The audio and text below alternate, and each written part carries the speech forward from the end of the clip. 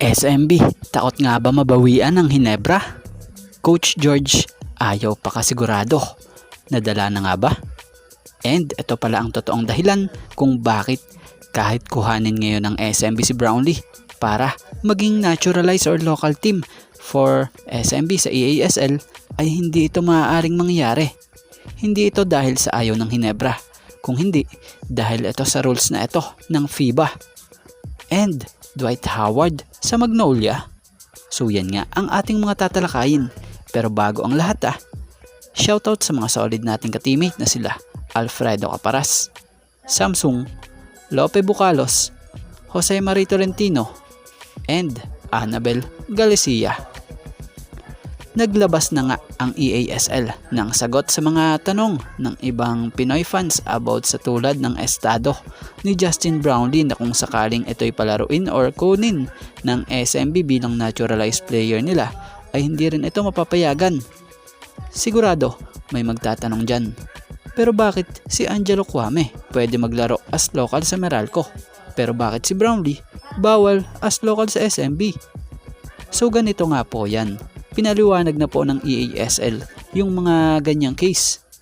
Eligible naman nga raw po as a naturalized player or sabihin na nating local player si Brownlee para sa EASL. Pero hindi sa pagkakataong ito. Ang pinakamalinaw na paliwanag rito, gaya sa nilabas na update ni Spin.ph by Jerry Ramos credit po. Isa rin sa nakasaad rito. Ito nga po. EASL is sanctioned by FIBA, where it has a current 10-year partnership and thereby applies all rules and regulations of the world's basketball governing body. So sumusunod lang ang EASL sa patakaran ng FIBA. So kung gaya lang kay Kwame yung estado ni Brownlee, 100% pwede rin maglaro as local or naturalized sa isang team si Brownlee. Kaya lang dahil sa rules ni FIBA, yung Brownlee ay may pinirmahan ng kontrata na kung ay lumalaro ito sa Hinebra na siyang nakikipagkompetensya sa kaparehong liga na kung ay bagay na hindi pwede or hindi pinapayagan ng FIBA. So malinaw na hindi talaga pwede si Brownlee na maglaro sa nasabing liga. Di gaya ng kay Angelo Kwame na wala siyang commitment dito sa PBA. So yan. At mapunta naman tayo rito sa isang animoy pagsisigurado at medyo pangamba rin sa coach ng SMB na kung sa ay naniniwala si SMB head coach George Gallant na hindi sila dapat mag-relax sa nalalapit na paghaharap nila sa kampo ng Barangay Hinebra sa semifinals ngayong PBA Governors Cup na kung sa isa ito sa natutunan niya nung nakaraang bakbakan kontra sa Converge. Bukod dyan, pumutok nga ngayon ang balitang 5 playoff series na palang nagtatapat ang SMB at Hinebra na kung saan ang SMB hindi pa natatalo sa loob ng 5 beses itong Barangay Hinebra na may Justin Brownlee. So ito pa nga po ang isa sa dapat talagang paghandaan nitong SMB dahil pagdating sa playoffs iba or kakaibang Hinebra ang nakikita nila. Dahil sa ginagawa nga pong adjustment na tong sila gamit ang sistema ng coach na meron sila. Isang malupit na tactician at talaga namang di sa pag-aanoy may mga napatunayan na. At mapunta naman tayo rito. Dwight Howard. Isa ang pangalan nito sa pinakamatunog ngayon na possible maging import sa PBA kung may kukuwang team sa kanya rito. Dahil kung matatandaan nyo napabalita noon na gusto daw di umano nitong makapaglaro sa PBA kaso may height limit nga noon. At ngayon, inalis na ang rule ng height limit sa Commissioner's Cup kaya maaaring makapaglaro na ito dito sa PBA kung may kukuha. At nito lang may lumabas na ngang rumors na kung sa ay ayon dito sa Pilipinas Hoops, interesado raw di umano ang Magnolia kuhain si Dwight Howard bilang kanilang import next conference.